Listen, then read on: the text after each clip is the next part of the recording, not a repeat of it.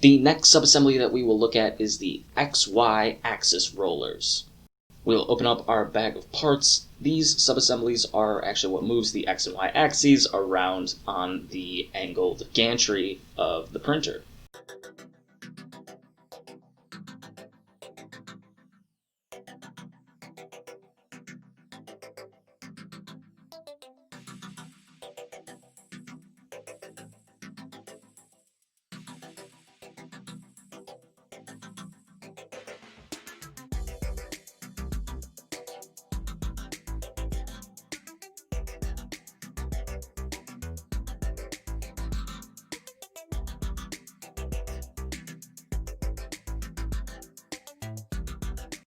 So let's find our M5 bolts. You will need two different sizes of M5 bolts for these subassemblies. So there should be M5 by 40 millimeters long, and then also M5 by 30 millimeters long. The M5 by 40s that we're using here are being used for the wheels, whereas the M5 by 30s are used for the bearings that the belts will run on.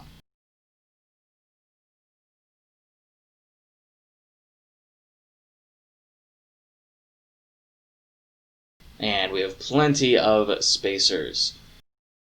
Here we'll put M5 by 15s.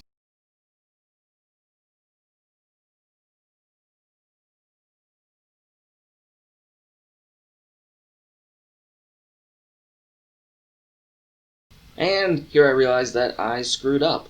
And so instead, don't put washers on those posts. Put your V-wheels, obviously.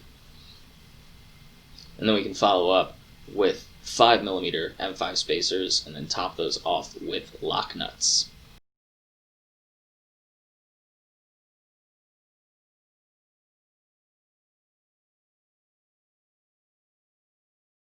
Now we can move on to the bearings for each side of these subassemblies. So we will start with an M5 spacer, and then a large washer, a small washer, a ball bearing, and then we do the same on the opposite side of that bearing, doing a small washer and a large washer, creating a little bearing sandwich that the belt will ride happily on without losing its position.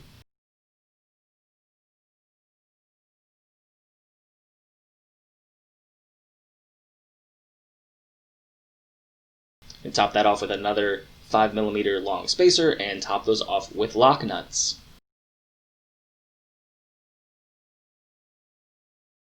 Now we will take our hex key and socket and tighten all of those up.